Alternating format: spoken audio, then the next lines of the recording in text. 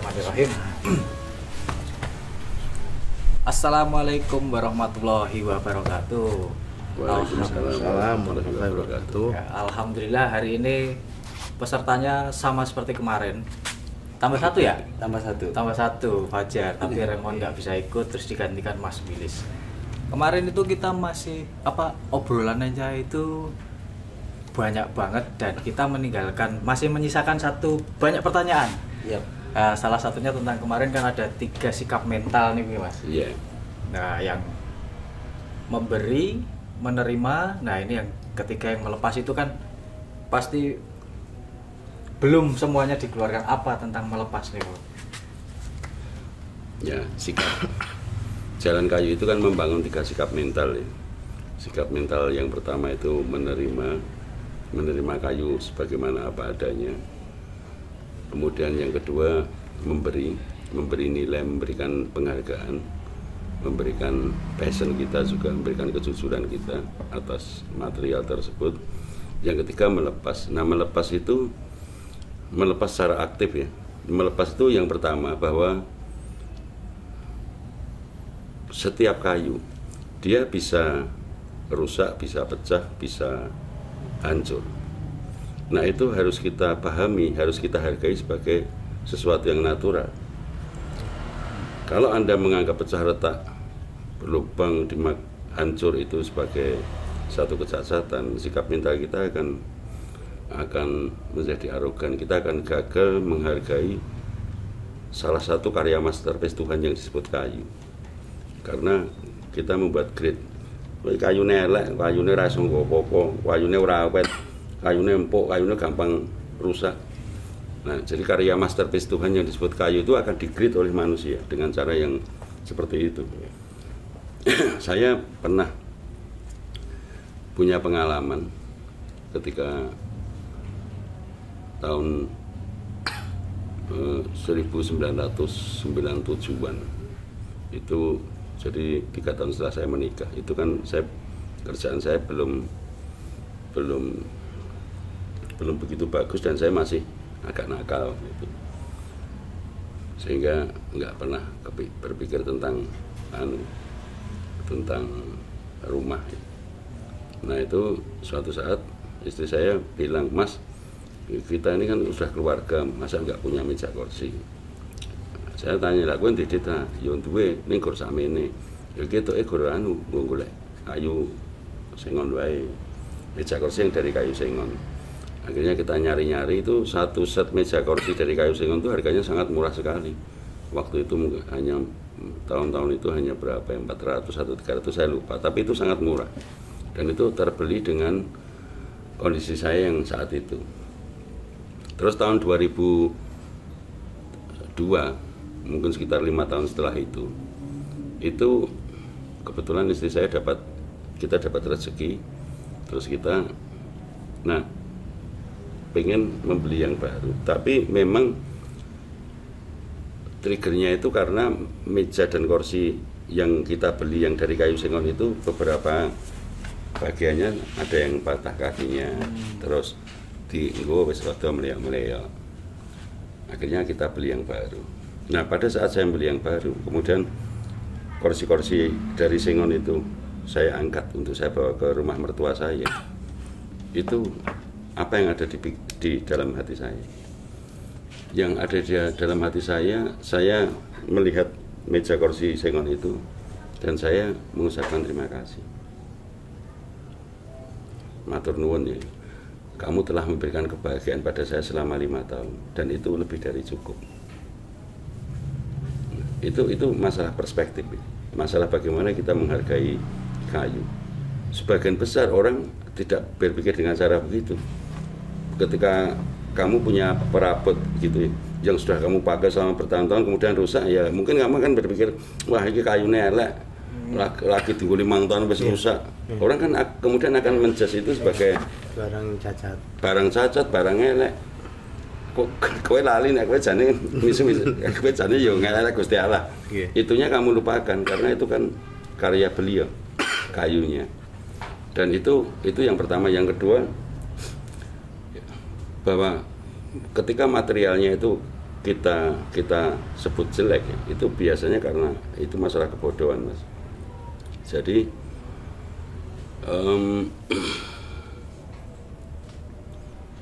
misalnya begini nih, saya kasih contoh.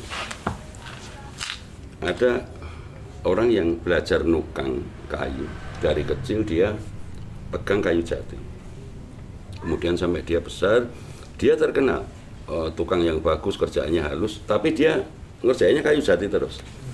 Lalu Anda datang ke tukang itu, Anda bilang begini, Pak, saya mau pesan lemari. Oke Mas, tapi anu ya Pak, saya bawa kayu bahan sendiri. Kemudian Anda ngirim kayu mangga umpamanya. Lalu Bapak itu mengerjakan kayu mangga itu. Kalau dia mengerjakan kayu mangga kamu dengan cara yang sama seperti dia mengerjakan kayu jati, mesti hasilnya suloyo. Beda karakter ya? Karena beda karakter. Mesti hasilnya suloyo. Nah, ketika hasilnya suloyo, apa yang dilakukan manusia? Manusia selalu mencari kambing hitam. Wah, kayu pelemi elek Mas, gampang mulut, gampang melengkung. Akhirnya sing salah siapa? Kayu lagi. Gusti Allah meneh sing keliru. Menungsane ra tau salah karena kita selalu mencari kambing hitam. Salah karena tidak tahu itu tadi nggih. Iya. Kayu mangga ki pase dikek ngene. Kan padha nyalahke Gusti Allah meneh. Itu masalah kebodohan, Mas. Sama seperti begini. Saya punya ikan lohan arwana, ikan koi, ikan mas. Terus saya berpikir, ini kan cuma ikan. Saya pelihara dengan cara yang sama. Ikan itu mungkin akan mati semua. Ikan ini kan butuh diperlakukan dengan cara yang berbeda. Nah, itu masalah pengetahuan. Atau Anda bangun rumah 3 lantai tapi dengan konstruksi 1 lantai. Kemudian rumahnya roboh. Terus kowe nyalahke materiale.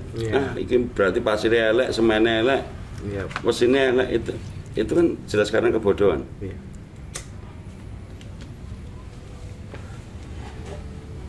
Nah, melepas Mas. Melepas itu ketika Anda, jadi pada saat dia harus pensiun, saya bilang ke meja itu waktu sudah tidak saya pakai. Ya kalau memang dia sudah saatnya harus pensiun, saya tidak akan memaksa dia untuk kudu nyambut gawe meneh. Nah, keikhlasan kita, kerelaan kita menerima material itu untuk pensiun, itu bagian dari kita, bagian dari sikap melepas. Akhirnya melepas itu pun sebuah ungkapan terima kasih juga. Betul. Matur nuwun. Matur nuwun. Anda kowe wis mene aku kebahagiaan selama 5 tahun, iso tanggo linggih karo anak bojoku, iso tanggo gojek kan, iso tanggo nampa tamu, dan itu sebenarnya jauh lebih cukup dibandingkan dengan harga meja kursine sing gur 400.000 kuwi mau. Ngaji kayu itu kan macam ya. Akhirnya ya kita ngomongin tentang suatu melepas, akhirnya hubungannya sama rasa benar-benar mengucap matur nuwun itu melewati sikap niku. Betul. Kalau kita punya keikhlasan itu, pertama kita nggak akan pernah punya keberanian untuk menilai karya Tuhan. Yang kedua, apalagi mendowngrade karya Tuhan atau bahkan memberikan label sebagai sesuatu yang jelek atau buruk. Itu pasti kita nggak akan pernah punya keberanian. Enten Mas, lagi misal enten ada sebuah karya seni. Misalnya orang menciptakan karya musik. Terus ada yang direspon dalam bentuk film misalnya. Lalu film itu dimasukkan festival atau apa, terus menjadi booming. Nah, terus karena kurang koordinasi akhirnya wah, kamu nggak bisa seperti itu. Tapi kan misinya ini menyebarkan karya itu, advokasi dalam bentuk yang lain. Apakah itu melanggar hak cipta dari karya yang diciptakan duluan nih, Mas? Kan kita merespon misalnya dalam bentuk film atau yang lain. Itu tergantung perspektifnya ya, dan juga ke perspektif yang punya karya dan yang membuat karya. Kemudian juga alasan yang dikemukakan dan juga kerelaan dia untuk melepas itu tadi. Itu sebenarnya masalah yang sangat krusial bagi kita. Kerelaan itu tadi. Kerelaan. Bahkan yang kedua, melepas itu juga dalam konteks mempersilahkan orang untuk memilikinya. Artinya begini, misalnya Anda studio kita ini kan kita buka. Siapapun Anda boleh datang ke tempat ini, Anda boleh belajar, akan kita ajari. Anda boleh memfoto, Anda boleh mengcopy, Anda boleh menduplikat, bahkan Anda boleh mengklaim itu karya Anda, silahkan. Nah, itu bagian dari cara saya melatih untuk melepas. Jadi kalau misalnya karya itu sudah kemudian dipakai orang, ya saya akan memahami itu dan harus merelakan itu menjadi milik pabrik. Oh, ini sudah saatnya milik pabrik. Ya udah, dan saya kan justru saya akan lebih bahagia. Semakin banyak orang yang terinspirasi dengan karya kita atau mengcopy misalnya, ya itu karya itu manfaatnya semakin besar. Dan saya juga sampai hari ini juga tidak pernah mematenkan karya saya. Dengan tidak mematenkan karya itu malah jadi tidak terbatas gitu Mas. Betul sekali. Dan ada 5 alasan Mas kenapa saya tidak mematenkan karya saya. Dan itu ada 5 alasan kenapa saya tidak ingin mematenkan karya saya itu. 5 alasan. Nah, menarik ini Mas. Sebentar Mas. Saya kenalkan Mas Willis ini juga baru pertama kali ikut ngobrol di sini. Nah, beliau ini juga berkutat di dunia, ya sedikit berkutat di dunia kayu kemarin. Kayu juga ya, kan ke Blora juga ya. Ini nanti kan bisa cerita-cerita. Awal-awal 2021 kemarin. Ya, dan Fajar ini juga sering penelitian Mas, etnomusikologi juga. Oh, Oke. Juga baru nyoba nyasar-nyasar ke seni rupa juga. Okay. Dan kebetulan diajak Mas Agus lalu nyasar ke sini. Oh, okay. Ini saya beda manggilnya Om aja. Ya kan, Delalah juga masuk ke sini suasananya sama. Jadi seperti wisata seni rupa. Iya. Nah, dari obrolan tadi itu saya terus jadi muncul pemikiran tentang kayu tadi, karena banyak kayu dan bercerita tentang kayu dari hubungannya sifat kayu, karakter kayu, dan memperlakukan kayu tadi itu sepertinya kayu ini juga bisa menjadi semacam detoksinasi buat manusia untuk bercermin, untuk kemudian melihat diri gitu kan. Pernah saya dengar satu cerita itu juga dari teman, tapi dia berlatar belakang spiritualis itu, seorang dalang. Nah, di situ dia bercerita bahwa kenapa orang tua zaman dulu itu selalu merawat air dengan kayu gitu. Artinya dia lebih ke pohon gitu. Nah, satu cerita yang menarik yang mungkin belum dikuak dan bahkan mungkin bisa ketemu di sini jawabannya gitu. Itu karakter kayu atau karakter pohon, misalkan pohon ringin itu kan banyak jenisnya itu. Dia yang tumbuh di mata air itu kemudian kalau orang tua zaman dulu bilang, oh kowe nek lara weteng ngombe banyu sendang atau banyu umbul itu. Nah, satu pertanyaan bahwa apakah ada itu hubungannya kayu pohon dengan air yang ada di situ. Nah, misalkan apabila itu benar bahwa air yang dia muncul dari akar-akar pohon itu tadi punya khasiat, mungkin sekarang jika diteliti itu lebih berkhasiat daripada air-air kemasan begitu. Artinya kan kekayaan lokal jenius orang Jawa sendiri atau masyarakat lokal itu ternyata jauh lebih melampaui orang-orang yang sekarang. Itu mungkin yang pengen saya tahu. Iya.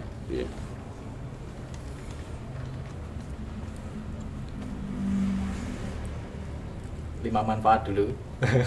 Oh, harus urut ini. Oke. 5 alasan. 5 alasan. 5 alasan. Nah, kenapa saya tidak mematenkan karya saya itu ya? Alasan yang pertama, saya malu pada guru-guru saya. Itu alasan yang pertama. Ya, sebagai seorang Muslim, guru saya adalah Nabi Muhammad. Tetapi saya juga tahu bahwa guru-guru yang lainnya pun juga melakukan hal yang sama. Misalnya seperti Yesus Kristus, Buddha Gautama, dan yang lainnya. Nah, beliau rela dihujat, dicaci maki, dilempari kotoran, dikejar-kejar untuk dibunuh. Itu hanya untuk apa? Hanya untuk supaya sebanyak mungkin manusia bisa sampai ke surga. Nah, surga itu beliau tunjukkan, siapapun kita dipersilahkan untuk sampai ke sana, dan beliau rela mengalami penderitaan nggo nyuwargake awake dhewe. Nah, sementara cara berpikir manusia sekarang, ketika kita punya kedudukan, jabatan, harta benda, karepe kan dipek dhewe. Awas kowe ganggu kedudukanku, awas kowe ganggu jabatanku, awas kowe ganggu pondokku. Dan itu terjadi sangat luar biasa.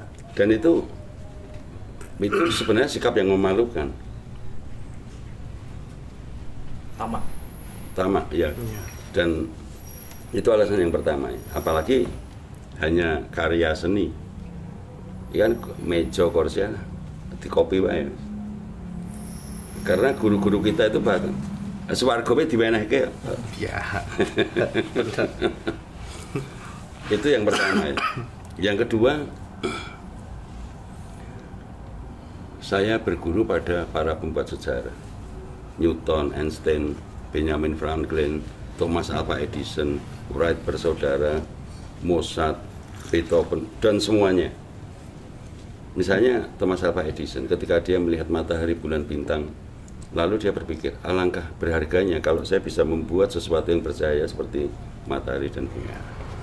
Lalu beliau memutuskan untuk melakukan riset, melakukan eksperimen, mengalami 999 kali kegagalan, dicap wong edan, wong gendeng, mergo ora tau metu kok ngomah. Tapi begitu beliau berhasil membuat lampu, apa yang beliau lakukan? Iya, temuannya itu dia persembahkan untuk alam semesta ini. Nah, hari ini saya dan Anda semua masih menerima persembahan jasa beliau. Ya. Ngomong-ngomong nggak paten, apalah nggak ada Mas ya? Loss. Iya, pada saat itu kecelakaan beliau muncul lalu mematenkan karyanya. Ya, skenario dunia mungkin belum tentu seperti sekarang ini.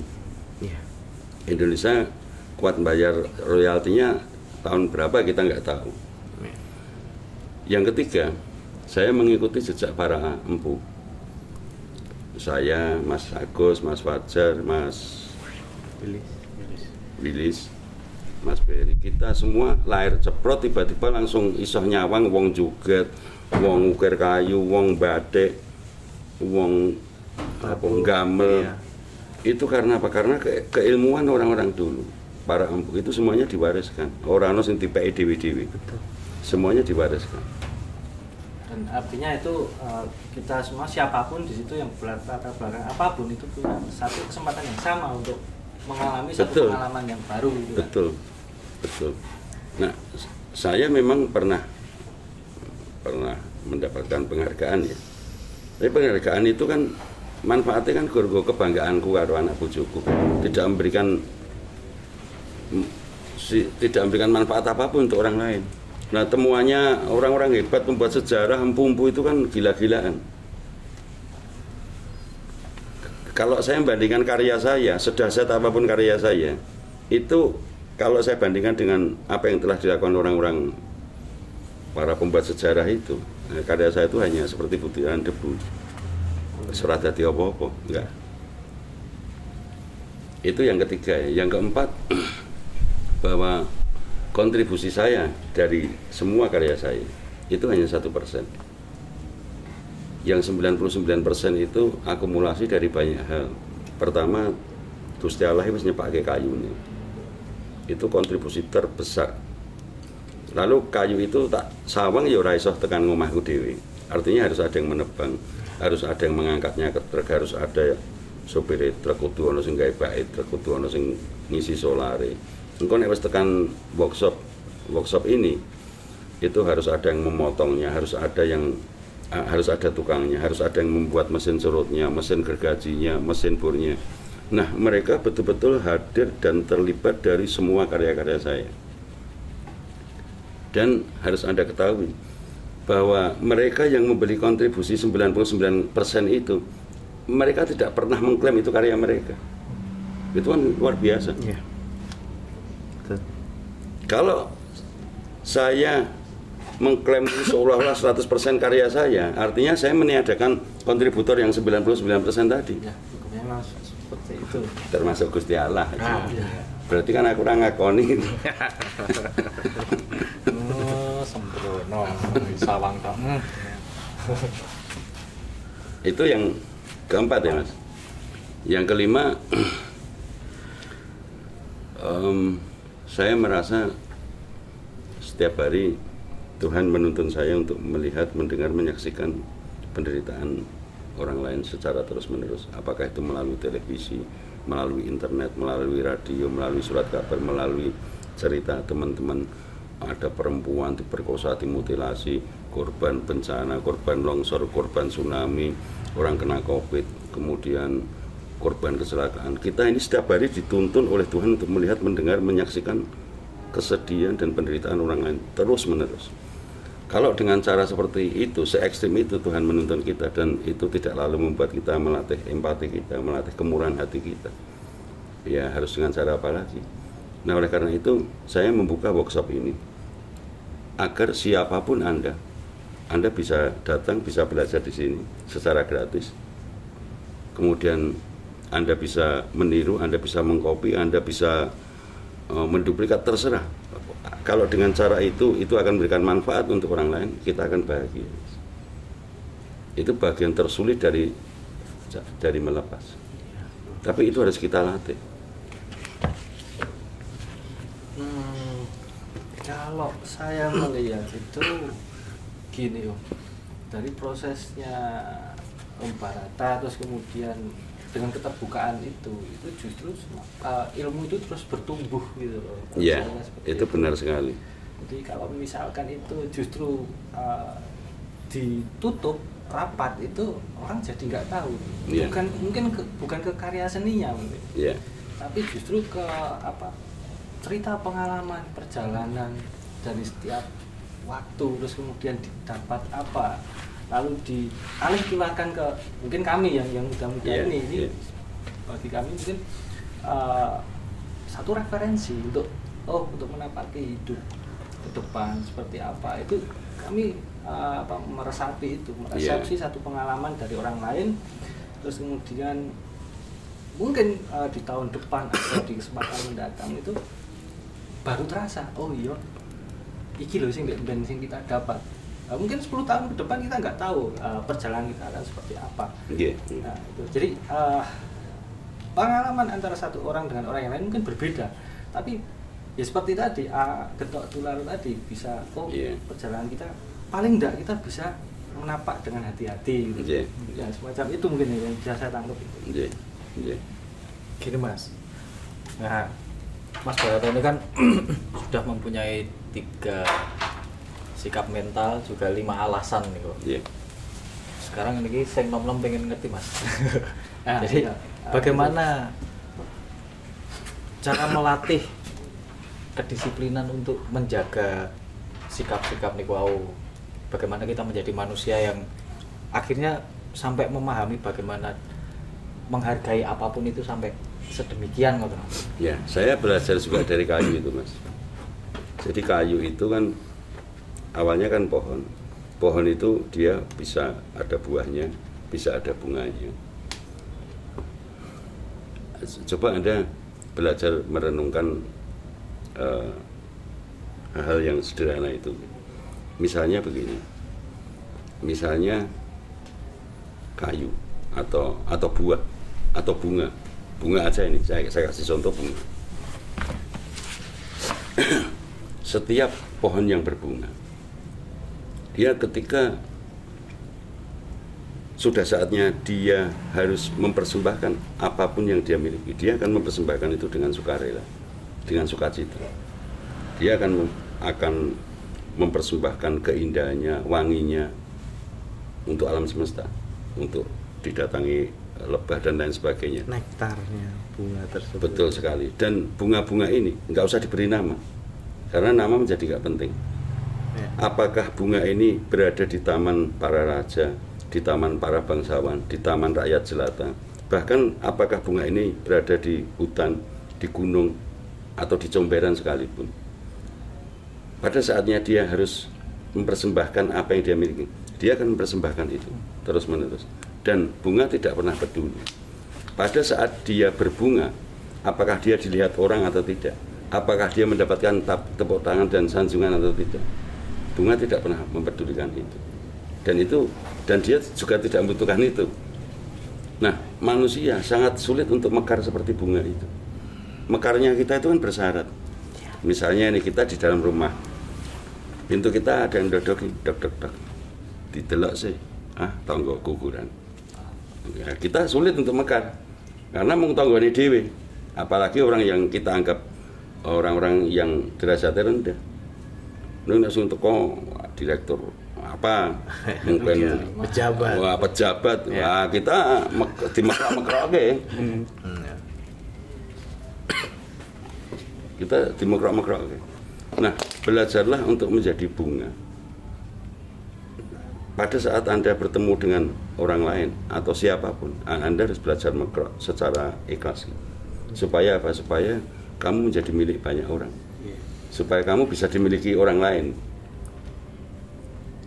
Itu bagian dari kita melatih, menerima, memberi, dan juga melepas. Pada saat Anda mempersembahkan kebaikan Anda pada orang lain, jangan mengharapkan mereka untuk juga merespon dengan kebaikan. Nggak usah diminta, nggak usah dipikirkan. Apapun itu terima ya. Iya, apapun terima saja. Bahkan ketika dia kemudian membalasnya dengan ketidakbaikan pun, ya itu lepaskan saja. Nah, sulit untuk belajar mekar seperti bunga itu, karena pada umumnya manusia itu mekroke bersyarat. Delok wong isih lagi mekrok. Harus ada triggernya supaya mekrok. Nah, kalau kita melihat bunga, ya bunga itu nggak pernah peduli, meskipun dia diselokan, di comberan, dia nggak pernah dilihat orang, dia tetap akan mempersembahkan itu. Ya, teman. Ya, monggo. Ngomong-ngomong tentang kesempatan, artinya kan kita di dalam kehidupan itu mengalami banyak peristiwa. Ya. Nah, bagaimana Mas Barata menemui kesempatan lalu menyempatkan? Bagaimana melihat sebuah kesempatan nih, Mas Barata?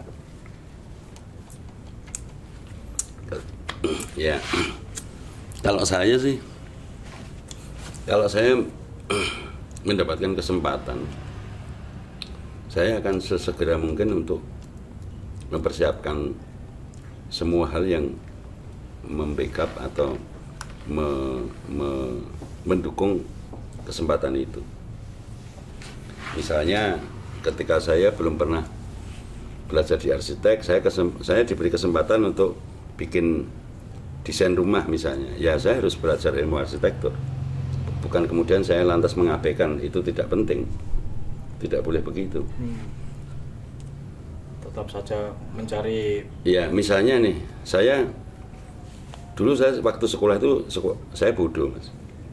Saya pernah tidak naik kelas juga. Terus saya paling benci dengan bahasa Inggris. SMP, SMA, gue anggar bahasa Inggris aku bolos. Jadi aku kurang ngerti belas bahasa Inggris. Nah, di usia saya hampir 40 tahun, aku lagi sinau bahasa Inggris. Mergo sing teko omahku londo-londo aja. Mau gak mau ya. Nah, misalnya begitu. Ketika banyak orang-orang bule datang ke rumah saya, kan aku dipaksa kudu sinau bahasa Inggris. Ya, dan itu harus saya lakukan. Kesiapan tadi. Iya, kan kesempatannya datang lebih dulu. Karena memang manusia ini bisa melampaui batas sebenarnya, Mas. Betul sekali. The power of kepepet niku sakit. Iya, bisa multifaset. Dan saya ketika les bahasa Inggris itu yo koncoku cah SMA cilik. Dadi umurku 40 tahun ning bangkune jejerku cah SMA. Tapi mereka support dan saya tidak belajar terlalu lama, tapi saya harus belajar ekstra untuk mengejar waktu yang dulu pernah hilang, mestinya saya pakai untuk belajar itu. Dan sekarang meskipun tidak pandai juga bahasa Inggrisnya, tapi sudah bisa berkomunikasi dengan tamu-tamu saya. Ini tadi sempat lupa yang saya tanyakan tadi. Ini betul-betul saya waktu itu penasaran karena ngobrol juga sama teman saya hampir 2 jam itu ngobrol soal pohon, pohon ringin. Gitu. Artinya zaman dulu ada pengetahuan besar yang mungkin belum saya pelajari, belum saya temui gitu, terkait dengan karakter pohon itu sendiri. Sementara kan di sini di studio ini kan berbagai macam jenis pohon itu menjadi produk dan seperti punya kedekatan dengan senimannya. Gini Mas, saya yang pertanyaan Anda itu kebetulan saya belum pernah punya pengalaman yang cukup banyak, dan saya tidak terbiasa berbicara sesuatu yang tidak menjadi pengalaman saya. Jadi saya hanya akan berbicara tentang sesuatu yang pernah menjadi pengalaman saya dan atau menjadi riset saya. Kalau saya memaksa untuk menjawab pertanyaan Anda, itu kan menjadi spekulatif. Itu tak karang dewe. Nah, itu menjadi tidak menarik bagi untuk obrolan ini. Tapi begini, saya riset kayu dari tahun 2005 sampai sekarang. Bahwa ini kita ngomong pelan-pelan ya Mas. Di Indonesia ini kan ada sekitar 42 ribuan jenis kayu. Jadi nek Anda berpikiran bahwa kayu itu yang terbaik hanya kayu ini, itu jelas gak masuk akal. Nek Gusti Allah nyiptake kayu jumlah ribuan, terus Anda ngomong kayu yang paling apik jati, itu sudah tidak masuk akal. Artinya Anda mengamini bahwa selain jati, selain sono keling, selain maul ini kayu ini elek kabeh kan jadi gitu. Nah, dalam riset saya bahwa tidak ada satupun kayu yang jelek. Saya tidak menemukan satupun kayu yang jelek. Karena apa? Karena saya selalu bisa menemukan sisi kebaikannya. Nah, ini menarik. Misalnya begini, satu contoh, saya pernah tahun 2005 itu saya keliling ke desa, ke Selo, ke Cepogo. Nah, di situ saya melihat banyak sekali rumah-rumah Jawa, rumah limasan, rumah joglo, rumah kampung gitu, yang semua kayunya itu dari kayu sengon. Jadi tidak hanya gebyoknya, tapi termasuk soko gurunya, gebyok-gebyok, usuk-usuknya itu kayu sengon semua. Dan setelah kita riset di sana, ternyata hampir 70%, mungkin bisa sampai 80%, pohon yang ada di lereng Merapi itu adalah pohon sengon. Artinya alam sudah dengan begitu cerdasnya mempersiapkan kebutuhan kita manusia yang tinggal di lereng Merapi. Seolah-olah Gusti Allah ini seolah-olah ngomong ini, kowe iki nek tak lari ning Merapi, wis seluruh kebutuhan uripmu nganti tekan kowe bangun rumah wis tak cepaki ning kono. Nah, kalau kita berbicara sengon dari segi fisik ya, sengon itu kan kayunya masuk dalam kategori jenis kayu lunak. Ya, kemudian kayu itu kan ada 2 jenis, Mas. Hardwood dan softwood. Kayu keras dan kayu lunak. Sengon itu masuk kategori kayu lunak. Kemudian mudah bending, mudah melengkung, mudah cracking, mudah pecah. Kalau Anda melihat sisi fisiknya, itu kan koyo barang sing ringkih. Ya, mengarah ke situ.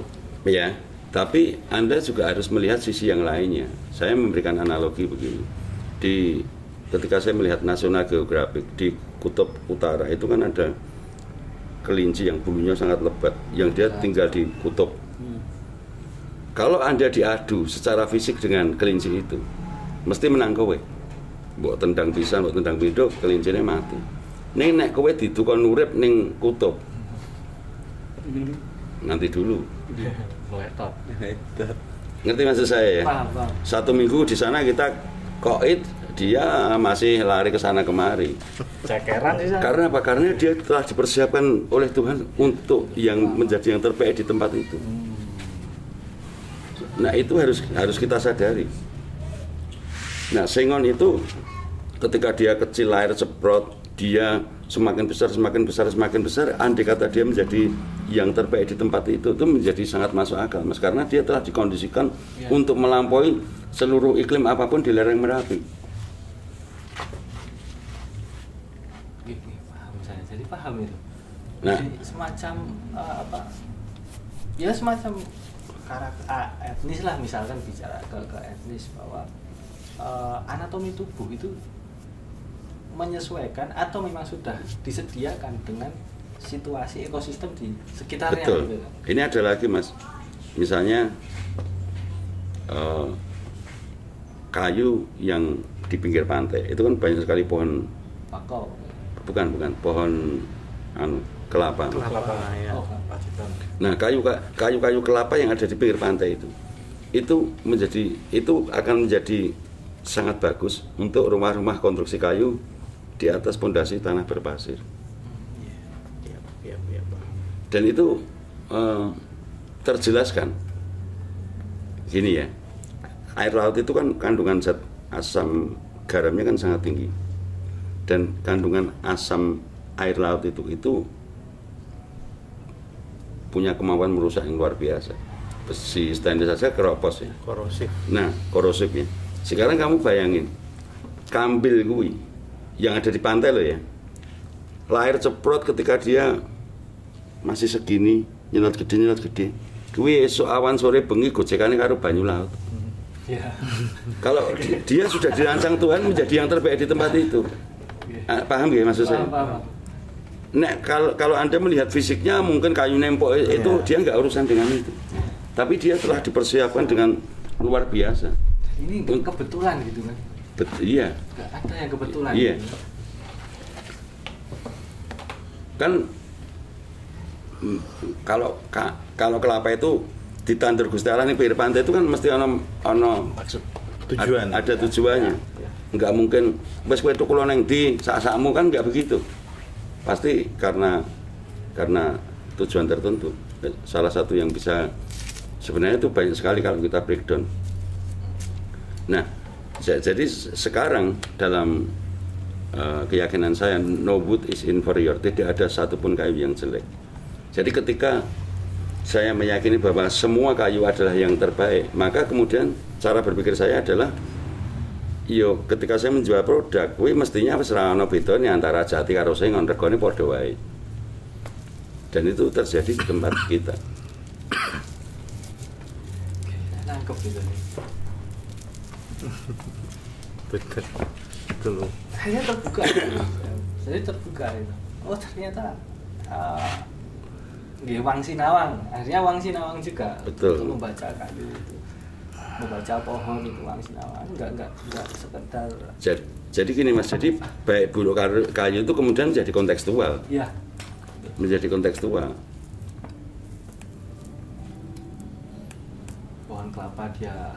Ya dia menjadi terbaik di tempat itu. Yang sengon juga menjadi terbaik di sana. Iya. Kalau kamu aslinya mana Mas? Saya Kalimantan, Pak. Nah, kalau Kalimantan misalnya kalau kayu ulin gitu-gitu Ya, lah. ya. Di sini kan nggak populer, tapi di sana kan dia menjadi yang terbaik karena memang sudah dirancang oleh Tuhan untuk disiapkan di sana gitu. Umpamanya begitu ya, Mas.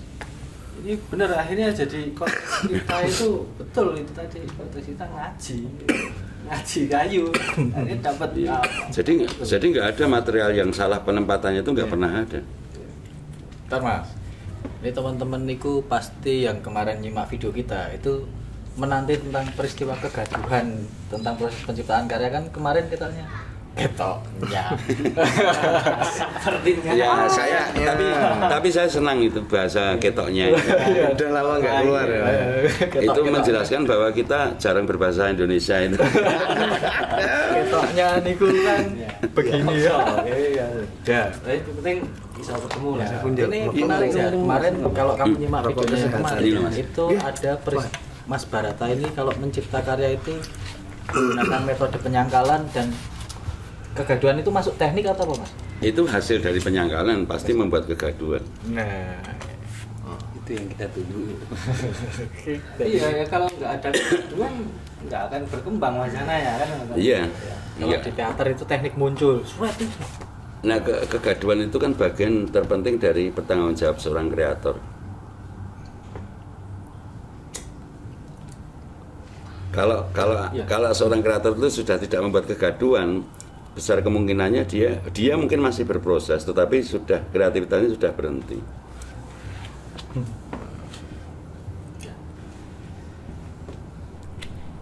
Jadi kalau misalkan nggak ada kegaduhan pun, buat apa? Dia berbicara sendiri, monolog gitu. Iya, ini saya ceritakan kegaduhan yang kedua, Mas. Itu saya bikin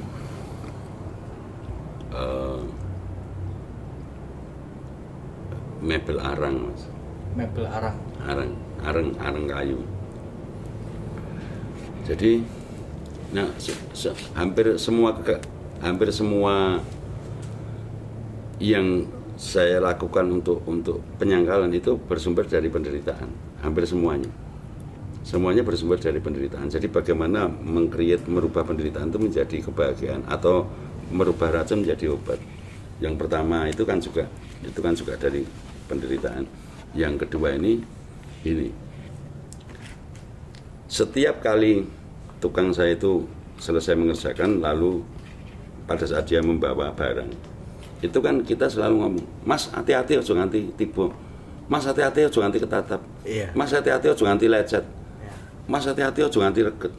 Dan itu kata-kata itu kan diulang terus menerus. Tiba-tiba saya berpikir, kenapa ya saya harus mengulang kata-kata itu terus? Padahal dari tahun sekian sampai tahun ini tukang saya itu belum pernah jatuhkan kayu, juga nggak pernah nabrak kayu tadi lecet. Itu nggak pernah terjadi juga. Tapi kenapa harus saya? Nah, pada saat saya merenungkan itu, saya menyadari bahwa saya mengalami ketakutan. Takut barang reget, takut barang kuwi rusak dan lain sebagainya. Berarti itu kan penderitaan. Artinya saya tidak sedang bahagia. Dalam keadaan takut itu artinya kita sedang tidak bahagia. Lalu saya berpikir begini, iya caranya saya bisa melampaui ketakutan ini. Lalu saya berpikir, oh berarti aku kudu gawe barang baru kuwi tak regeti sisan, tak rusak sisan. Saya harus menerima yang paling maksimal. Saya teringat waktu saya dulu SMA itu kan saya penakut lewat kuburan wedi. Akhirnya ayah saya ngomong, kowe ngopo kok wedi lewat kuburan? Lah kowe ono pocongan aku dipateni. Ya, paling banter kan gur mati, angger kowe wani mati kowe wedimu ilang. Akhirnya saya menggunakan metode itu. Jadi ketika ketakutan itu muncul, saya selalu menghadirkan yang paling maksimal dari ketakutan itu. Ini aku turunin kuburan, diparani gendruwo aku ditekak mati. Paling banter mati toh. Ya wis aku gelem mati. Aku dadi wani turunin kuburan. Ini dalam rangka waktu dari Oh dulu ya seneng gitu-gitulah ngelakoni ya. Tapi itu masa lalu, Mas. Misalnya lagi jenengan masuk lewat jalan, terus tiba-tiba wong pojokane akeh wong mendem-mendem, muncul ketakutan, wah engko aku dipalak piye? Ya, dianu saja, parah di sisi. diterima aja. Aku ketika ketakutan itu muncul, aku nek lewat kono, wah aku wedi nek dipalak. Ya wis, aku gelem dipalak. Paling banter kalau nek dipalak 50.000, cepak isik 50.000. Nanti Anda lewat situ, urung karuan dipalak, malah kowe Mas mampir sik nasi kuwi wetang. Ketakutan itu 99% ketakutan itu tidak pernah terbukti dan tidak pernah terjadi. Ya. Itu hanya ilusi sing dirawat malah.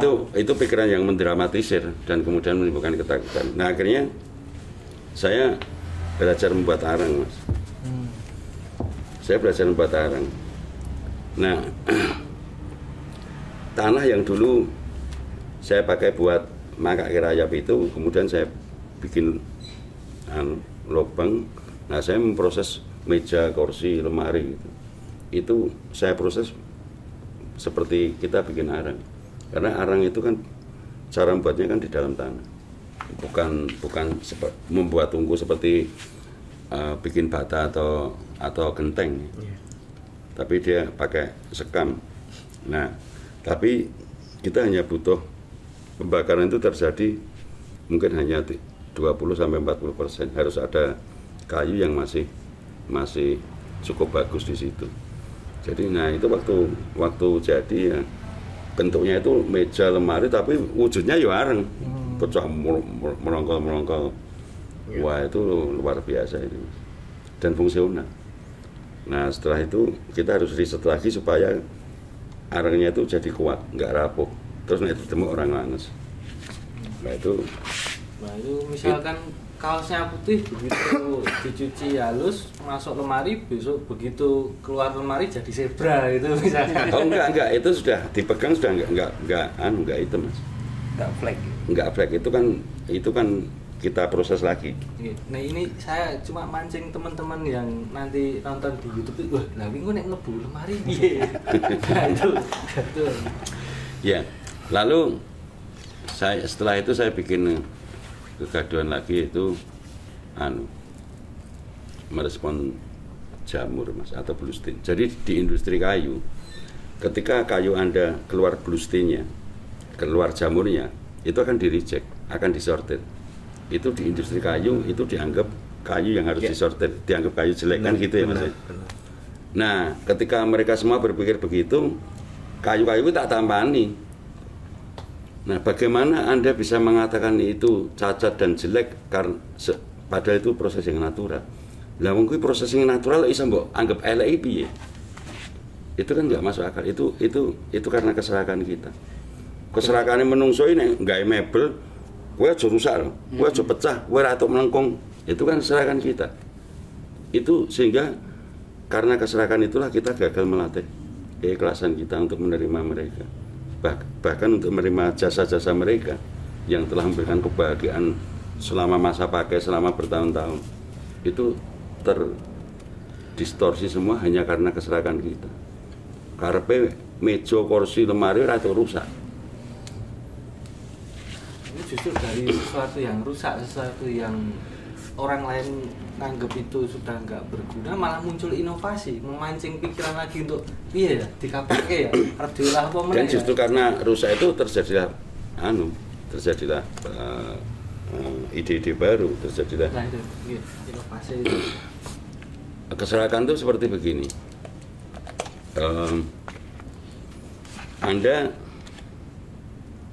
Kita hidup ini kan support terbesarnya adalah karena kita masih bernapas. Artinya kita menghirup oksigen ya. Jadi menurut Anda oksigen itu penting apa enggak? Penting sekali apa? Hanya penting? Penting sekali. Penting sekali. Oke. Ketika oksigen itu penting sekali,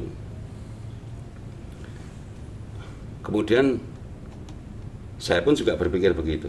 Saya juga meyakini bahwa oksigen itu penting sekali. Tetapi kemudian saya akan bilang ke Anda, Mas Agus, karena oksigen ini penting sekali untuk hidup saya, untuk tubuh jasmani saya, maka mulai hari ini saya tidak ingin melepaskan oksigen. Saya ingin menghirup oksigen terus. Apa yang akan Anda katakan? Mas, nek kowe nyedot oksigen terus tanpa gelem ngetok, kowe mati, Mas. Tetap harus ada pembuangan. Apakah kekayaan itu penting? Penting. Apakah jabatan itu penting? Penting. Ning nek kowe kekayaan pengene mbok pek dhewe terus, jabatan mbok pek dhewe terus, kesejahteraan mbok pek dhewe terus, dan kamu tidak ingin melepaskan itu, kamu akan mati karena keserakahan itu. Kematiannya bukan kematian fisik tubuh jasmani, tetapi ketika kowe suku mblegedu kiwa tengenu mati keleleran, do keleleran ra iso mangan dan Anda berpura-pura enggak tahu, itu artinya Anda telah mati sebagai manusia. Kematian humanismenya itu bagian terpenting dari kita melepas. Kan kalau secara natural kan begini, oksigen itu masuk, sebentar kemudian kan dia akan keluar secara natural untuk diganti oksigen yang baru lagi, masuk keluar. Nah Pak, kematian kita itu hanya berada pada jeda antara nafas yang, kalau nafas yang masuk ini kemudian aku wegah metu weh. Kematian. Engko nek napasi metu set wegah mlebu meneh, kematian juga berada di situ. Kematian kita itu hanya berada pada jedas napas yang keluar dan masuk itu. Tapi naturalitasnya dari kehidupan kita memang harus keluar dan harus masuk dan harus keluar. Nah, belajar mengikhlaskan, belajar melepas itu menjadi sangat penting, Mas, untuk menjaga keseimbangan mental kita. Nah, kembali ke Bluestein tadi ya, bahwa kita ini kan kayu itu kan punya moisture ya, punya kelembapan, dia memiliki kadang air. Ya. Sehingga ketika dia kemudian muncul Bluestein itu kan peristiwa yang natural. Ya. Kalau itu natural, kenapa harus Anda cacatkan? Kan mestinya nggak bisa kita cacatkan. Nah, dan itu keberuntungan saya. Ketika semua sing Bluestein ini direjeki, tahu apa ini, akhirnya saya justru merespon itu. Jadi saya meng-create bagaimana Bluestein ini menjadi sumber keindahan dari produk saya, dan itu terjadi. Nah, Anda tahu nggak apa yang dimiliki oleh kayu? Nanti saya tunjukkan ya. Jadi saya bikin kayu yang itu warnanya bisa macam-macam, keluar warna biru, warna merah, dan itu bukan warna yang kita buat, Mas. Itu warna naturalnya kayu. Mengeluarkan warna itu mengeluarkan itu. Ini saya mau kasih analogi ini. Misalnya ini ada kayu sengon. Terus kayu sengon itu Anda belah. Saya tanya ke Anda, Mas, kayu sengon apa kelire? Putih. Misalnya Anda ngomong putih gitu. Oke, itu benar. Ketika Anda mengatakan kayu sengon itu berwarna putih kayunya, itu benar berdasarkan visual mata Anda. Tetapi Anda harus tahu bahwa di dalam pohon sengon itu sebenarnya dia memiliki banyak pigmen warna di dalamnya. Jangan lupa bahwa ketika sengon itu berdiri, godongnya kelirik kuning, hijau pupus, hijau tua, kemudian bunganya berwarna kuning, kemerah-merahan, kecoklat-coklatan. Lalu menurut Anda, siapa yang mewarnai itu? Apa Gusti Allah ngongkon malaikat kayak ngeceto wit sengon, malaikat sak rombongan ngeceti godongnya, kan nggak begitu. Nah, warna itu dibuat oleh pohon itu sendiri atas izin Tuhan. Artinya bahwa Tuhan sudah menyediakan seluruh potensi warna itu di dalam pohon itu, dan beliau memberi izin pohon itu untuk mewarnai dirinya sendiri. Paham ya? Paham. Nah, saya meriset itu dan kemudian menemukan formulanya selama 2 tahun. Bentuknya cair dan nggak berwarna. Jadi misalnya ini kayu sengon, ini kayu nangka, kayu jati, kayu apapun ya. Nanti saya olesi cairan itu Anda tungguin 10 menit, 15 menit, dia keluar. Kayu sengon yang awalnya putih itu dia akan keluar semburat merahnya, semburat hijaunya, semburat coklatnya. Dan itu dahsyat sekali. Itu seperti betul-betul Anda melihat warna pelangi. Itu sama seperti begini. Anda naik helikopter di atas laut. Terus cita pun koncomu, Gus, kowe ning aku ning dhuwur laut lagi numpak helikopter. Coba nyawang ngisor, Anda melihat apa? Warna biru, hanya warna biru. Tapi kalau Anda diving masuk menyelam ke dasar lautan, Anda akan melihat jutaan warna pelangi. Anda akan melihat warna yang luar biasa indah di dalamnya. Ning kuwi ra iso mbok delok nek kowe ning dhuwure ngono. Harus masuk. Harus masuk.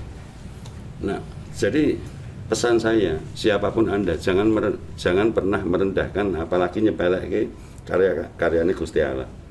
Karena di balik material yang beliau ciptakan yang kelihatannya tidak berharga sekalipun, itu di sana memiliki harta karun yang luar biasa. Dan semburat warna ini tidak bisa dilukis oleh siapapun, dan itu warnanya gila-gilaan, bagus sekali. Natural ya, Pak. Ya itu tapi akhirnya sampai hari ini itu belum kita keluarin, belum kita launching yang itu. Kita keep dulu. Ini juga termasuk manusia. Setiap manusia itu berhak untuk mengembangkan dirinya itu sesuai Betul sekali. dan tidak terbatas. Tidak terbatas. Sama seperti yang tadi kita ngobrolkan tentang multifacetnya manusia itu. Kita ini memiliki banyak hal yang sangat tak terduga, yang luar biasa. Satu contoh yang sederhana ya Mas. Ini bisa menjadikan satu perenungan bahwa kecerdasan manusia sekarang telah mampu melempar besi ribuan ton ke luar angkasa. Jadi ngempok ke kayu, ngatos ke kayu, ngeler kayu, kuwi gampang banget lah.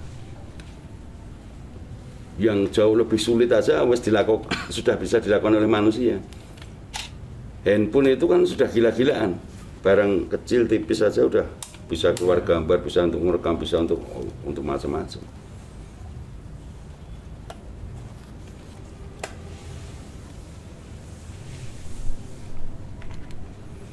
Bapak dulu. Ya, Kenapa, Mer? Kata sepaneng. Habis balik. Tadi ya, udah jelas ya ngobrol saya. Udah. Malah nemu barang anyar aku mikir. Kandane. Gimana? Ngaji. Gak bisa ngomong Pak. Karena ya sebagian besar mungkin saya juga pernah ngalamin tapi nggak tahu alasannya. Iya. Kayak dulu waktu masih di Kalimantan. Ini off dulu kan ini. Apa? Ini sambil rekam aja nanti kan oke. kita Oh, oke.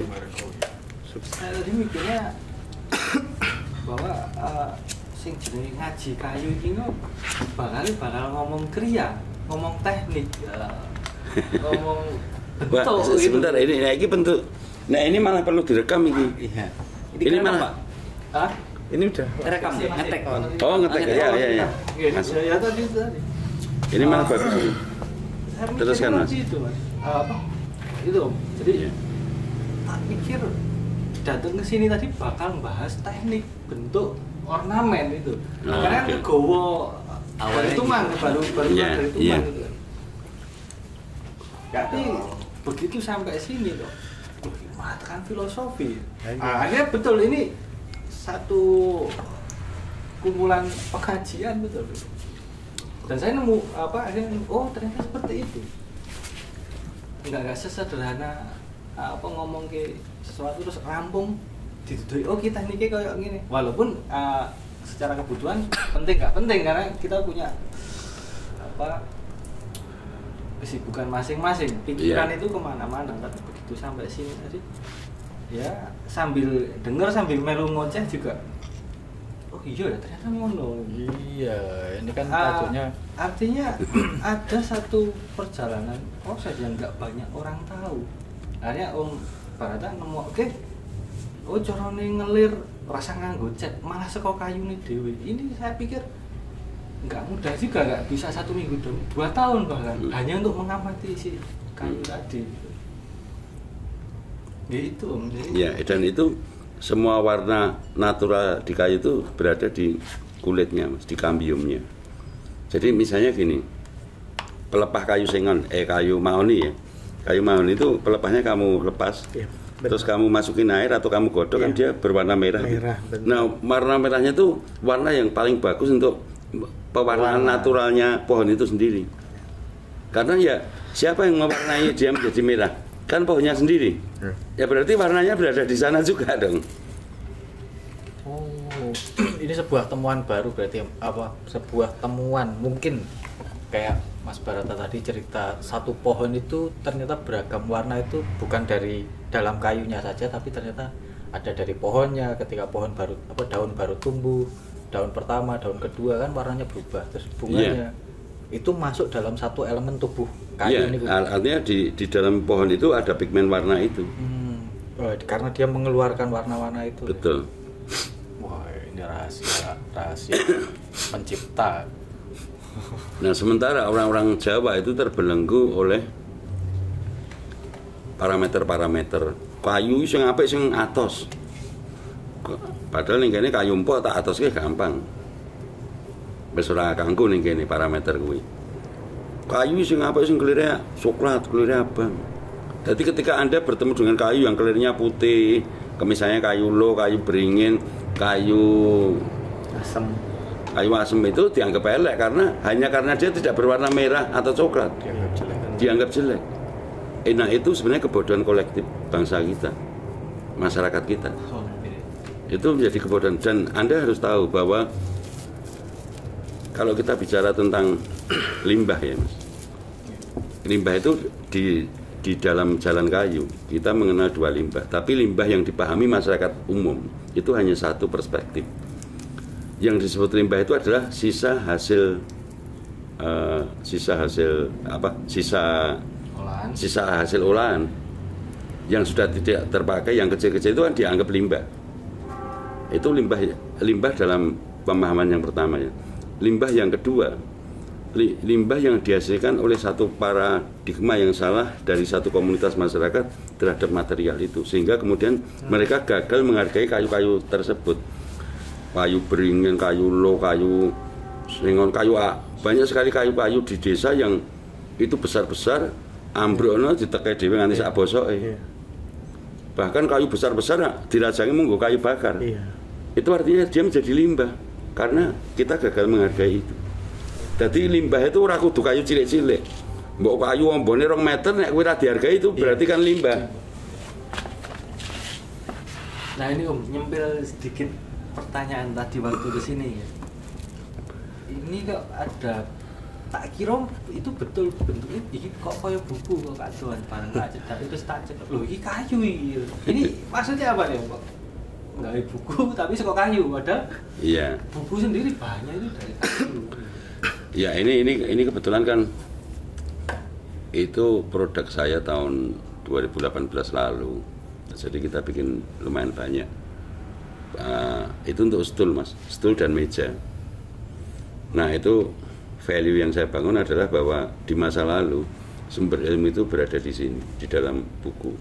Sekarang kita sudah meninggalkan buku-buku tersebut, berganti dengan HP, tapi alangkah baiknya kalau kita juga masih reminder ke buku ya, artinya supaya kita masih tetap memiliki penghargaan terhadap buku-buku yang pernah kita baca dan lain sebagainya. Apa mungkin bisa gini Om, satu perspektif yang mungkin agak beda gitu. Ini bentuknya buku tapi dia berbahan kayu gitu. Sementara dalam satu wacana itu banyak pohon ditebang terus kemudian dijadikan buku. Ketika buku sudah habis dibaca dia dibuang jadi limbah. Nah itu tadi. Jadi satu tantangan juga. Nah ini gimana Om Barata menjawab? Misalkan ada pertanyaan semacam itu nantinya. Atau mungkin teman-teman yang di YouTube nanti nyimak, loh ini misal kan bahannya kayu, nah itu kan kontradiktif gitu. Ya nggak apa-apa Mas, itu kan kalau kita ini gini, kayu itu sampai hari ini kan kita masih bertahan untuk tidak menebang kayu Mas. Jadi kita hanya membeli kayu-kayu yang roboh secara natural atau tertebang ya. Artinya terjadi karena alam itu ya Pak? Iya. Nah kayu yang kita dapatkan itu kan mulai dari yang kayu besar sampai yang kecil. Nah kadang-kadang di workshop kita ini kan di samping kita mengerjakan yang by order, kita juga selalu membuat karya produk baru kan ya. Nah itu akan kita desain sesuai dengan bentuk dan ukuran kayunya yang bisa kita, kayu ini dengan ukuran sekian bisa kita create menjadi apa saja. Lebih pada itu, dan itu sebenarnya ya kembali lagi bagaimana kita menghargai kayu itu supaya dia menjadi lebih punya value, punya value dan fungsional. Oke, gitu teman-teman. Kalau nanti misalkan mau mengkritik Om Barata sudah dijawab. Jadi kenapa kok itu ada buku tapi bahannya dari kayu gitu. Padahal sementara limbah buku dari bahan kayu itu banyak, itu sudah terjawab. Jadi ini sudah mengalami proses panjang bagaimana satu kayu itu kemudian bisa dibentuk lagi. Artinya ada kecerdasan intelektual untuk bagaimana tidak dianggap menjadi limbah begitu. Oke, monggo Mas Agus mau muncul apa lagi? Mantap. Terkait dengan tadi Mas, apa namanya? Yang hak paten. Pernah ada orang bertanya ke saya, Mas Barata. Kan Mas Barata untuk membuat produk baru itu kan kita kan selalu R&D, selalu research and development-nya kan kita kuatin, dan itu bisa memakan waktu beberapa bulan atau beberapa tahun R&D-nya itu sampai produk itu betul-betul selesai secara konstruksi, secara fungsi, semuanya ya. Nah kemudian pertanyaannya adalah begini, apa Mas Barata nggak rugi kalau Mas Barata risetnya 2 tahun, kemudian orang datang tinggal nyomot, tinggal ngopi. Nah pertanyaan itu saya jawab juga dengan pertanyaan yang sama. Jawabannya begini, saya memberikan analogi begini.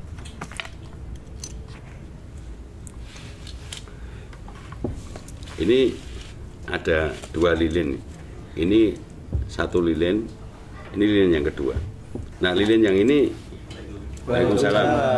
Mas, monggo Mas. Sini nggak apa-apa. Sini aja, nggak apa Mas. Pilih. Alhamdulillah. Monggo, Sini Mas, lewat sini aja nggak apa-apa. Tambah serta ngaji. Ini guru saya ini. Masya Allah. Nah ini lilin yang nyala ya Mas ya. Terus ini lilin yang mati. Ketika lilin yang nyala ini saya tempelin di sini. Yang ini jadi nyala apa mati? Menyala. Jadi nyala. Yang ini Tetap menyala. tetap nyala. Iya. Nah sekarang jawab pertanyaan saya, rugi ini neng di? Podo-podo uripe. Kan iki urip iki mati, tak tempel plek iki dadi urip to. Iki yang tetap cek urip. Enggak ada yang rugi, enggak ada yang dirugikan. Kalau kerugian tuh akan terjadi kalau konsepnya begini.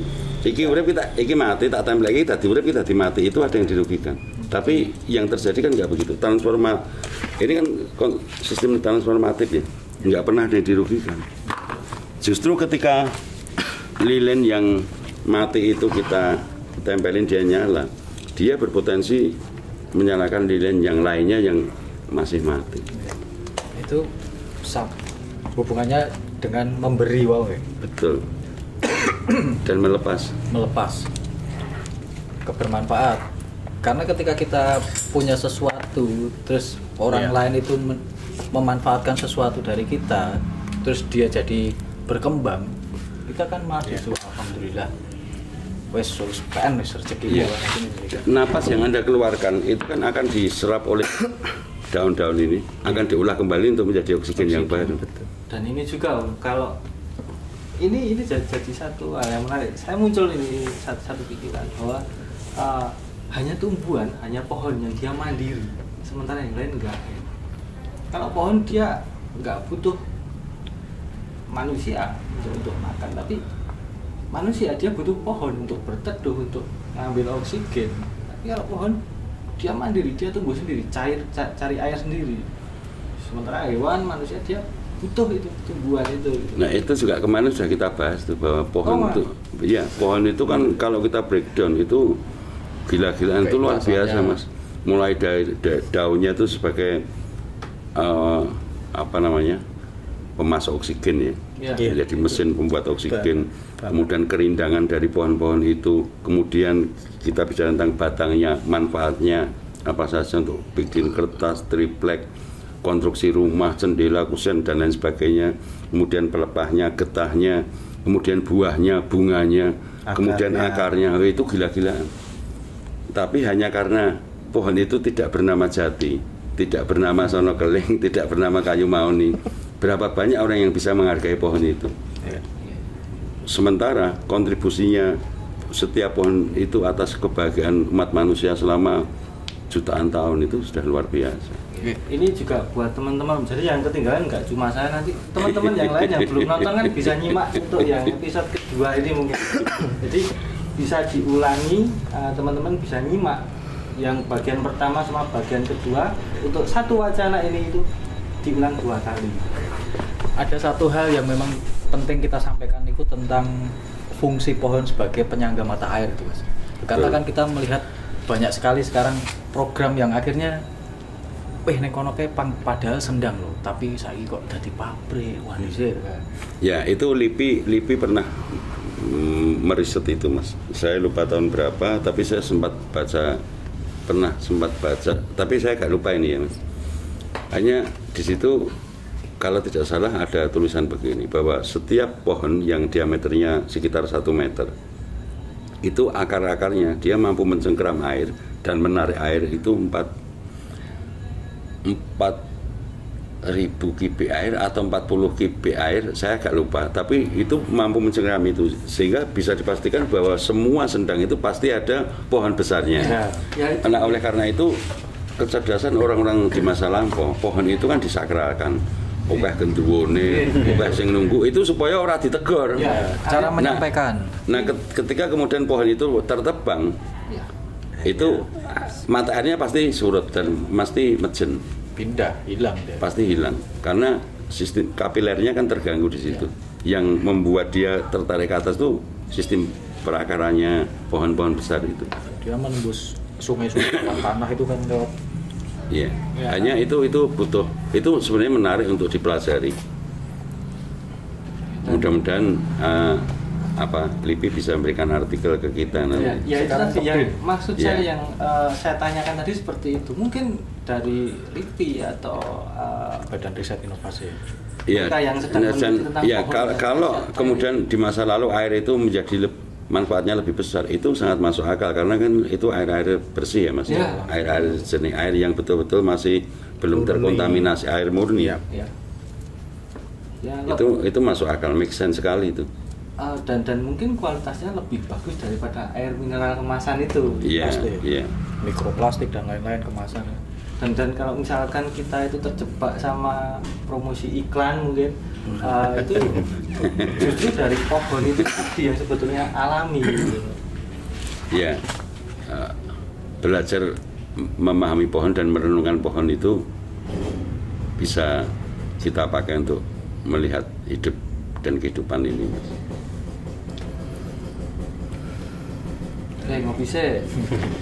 Kopinya Mas. Santai. Lanjutin. Ini kan terus jadi dari ngomong pohon terus kemudian bisa berbicara ke filosofi, terus berbicara ke aspek moral juga, berbicara ke masalah kepekaan diri, terus kemudian berbicara ke masalah kesehatan juga. Artinya dari pohon ternyata banyak banget yang bisa dikeduk ilmunya itu. Betul. Itu baru pohon, masih banyak elemen yang ada di bumi yang disediakan oleh sing gawe urip dhewe iku wae. Kayu tanpa tanah ya ora mlaku. Saling berkaitan. Jadi kita nggak ngandang, tapi juga sama-sama sinau lah. Ini teman-teman jadi catatan, kami nggak pinter tapi sekaligus juga belajar bareng. Ada satu kata bahasa Jawa Ber, legowo. Itu ya Mas, legowo itu wis legakno. Iya kayak itu. Mau diambil barangnya, oh berarti dia butuh. Sekolah dijoli. Karena semakin kita banyak melepas gitu ya, akhirnya nanti pasti banyak datang juga insya Allah. Iya, dan semakin bahagia gitu. Semakin bahagia, yo wis. Kadang kan kalau laki-laki bisa ya kayak gitu ya, cowok-cowok bapak-bapak ya. Tapi kalau istri kadang kan tapi yang lo ya. Kadang lo ya. Tapi kalau Anda mengikuti jalan seperti saya, misalnya tidak mematenkan karya, itu ya konsekuensinya jelas Mas. Konsekuensinya jelas, makanya itu juga berat. Konsekuensinya itu salah satunya sugiye suwe ya. tapi dapat tentremnya. Betul sekali. Karena ketentraman itu memang kita yang buat sendiri. Iya, dilarang mungkin teman-teman semua mencari tentrem dulu. Iya. Mungkin bisa jadi loh Mas. Kan pada dasarnya manusia mencari apa yang dia belum dapatkan.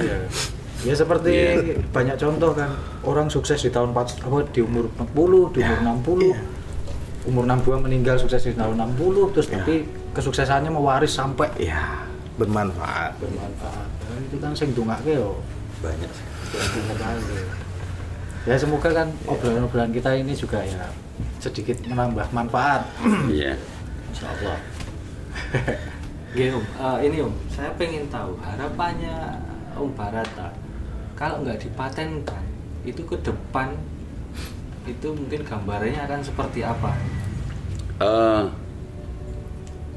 Saya meyakini akan lebih baik karena ketika Anda punya kekuasaan, Anda punya jabatan, Anda punya ilmu, Anda punya kesejahteraan dan itu Anda share, tidak Anda miliki sendiri, tidak Anda klaim sendiri, Anda share, Anda bagikan untuk orang lain termasuk kebahagiaan, itu pasti akan merubah dunia ini menjadi jauh lebih baik. Duwe ilmu yo di-share, duwe pengetahuan yo di-share. Jangan pelit untuk memberikan pengetahuan pada orang lain. Karena pada dasarnya semua yang kita dapatkan itu kan hanya titipan, tidak hanya benda, jabatan, kedudukan ya yang titipan, termasuk pengalaman empiris kita itu kan juga pengalaman yang diberikan oleh alam semesta. Ini buat teman-teman yang sedang meriset kayu, meriset pohon atau apapun bisa mampir ke sini untuk ngeduk ilmu, Belajar. langsung kangro, Ya ngopi sekalian gratis. tak kasih informasi aja. Jadi ngaji kayu ini kita mungkin nanti akan terus, entah pokoknya ada pembahasan apa ngaji kayu ya. Nanti teman-teman siapapun pengen ngobrol-ngobrol sekalian apa silaturahmi, kenalan, kita bisa ngobrol, mau masuk frame boleh, mau out frame boleh, yang penting kita sharing. Iya. Karena kan kita ini cuman batasnya di antara ketika nafas di set wes rampung. Iya. Makanya mumpung ada waktu longgar ya. Iya. Nah, ngene-ngene iki Ya, dan kita nggak pernah tahu itu. kan, gitu. Tapi itu pasti.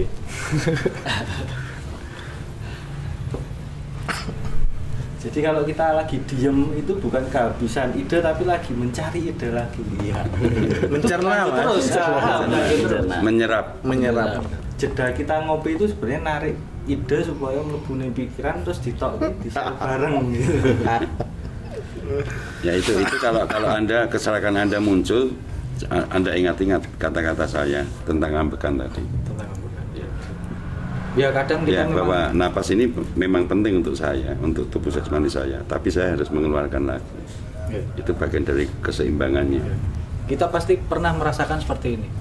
Gersulo, anyel, kenapa tuh padahal wis tak wangi, tak apik-apik, kayak gini niate apik, tapi kok responnya kok gini kan kita punya rasa gundel loh. Tapi lambat-laman dipikir, direnungkan lagi. Oh, ya wis mungkin memang dia pas lagi padu karo bojone ya, terus tiba-tiba kok malah ngono responnya. Karena ada respon masalah yang seketika, lebih besar yang dihadapi. Mungkin ya. dia mesti kejerot terus lah. Nah, itu loh, legowo tadi loh. Kayu itu Kayu juga sama seperti itu, Mas. Alam semesta ini kan tidak pernah mau berhutang budi pada manusia. Kalau Anda melempar pelok ya karo alam didukul ke pelem enggak Gusti Allah ya. Kalau Anda melempar pari ya didukul ke padi. Ketika pelok kuwi muncul menjadi pohon mangga, kuwi mbok uyuhi ditampa karo dhek uyuhmu. jadi pupuk. Tapi dia tetap akan mengeluarkan bunganya, mengeluarkan pelemnya yang bisa Anda makan. Arep mbok pisu-pisu dia ora gagas karo pisuanmu, ora ono artine bagi dia. Karena satu-satunya yang dia perjuangkan adalah manfaatnya apa aku dilarike Gusti Allah dadi pelem gitu. Nah, manfaatnya apa kita menjadi manusia ini? Kalau kemudian kita hanya kalah dengan cacian makian mung dirugeke terus kamanungsane kalah.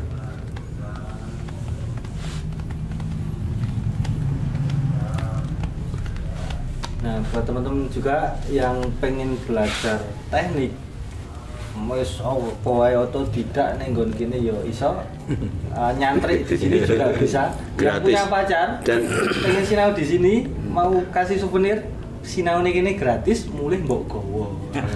iya, betul itu. Fajar ini juga dulu ahli bikin karinding. Itu juga belajar juga dari dosen juga Kang Asep Nathan. Ya sama-sama underground juga itu. Ya, saya punya komunitas sama Mas Fauzi ini. Ini sahabat baik saya. Dan nanti mungkin suatu saat komunitas kita bisa Gabung ya. gabung, bisa diliput juga. karena itu menarik, sangat menarik. Nah, intinya bahwa kita sebenarnya kan hanya ingin nge-share aja apa yang kita lakukan saat ini, apa yang kita kerjakan saat ini. Ketika kita meyakini itu akan memberikan manfaat untuk banyak orang, ya harapan kita itu bisa tersampaikan ke publik. Siapa tahu itu bisa memberi manfaat untuk teman-teman di luar. Ini sepertinya panjang sekali ya.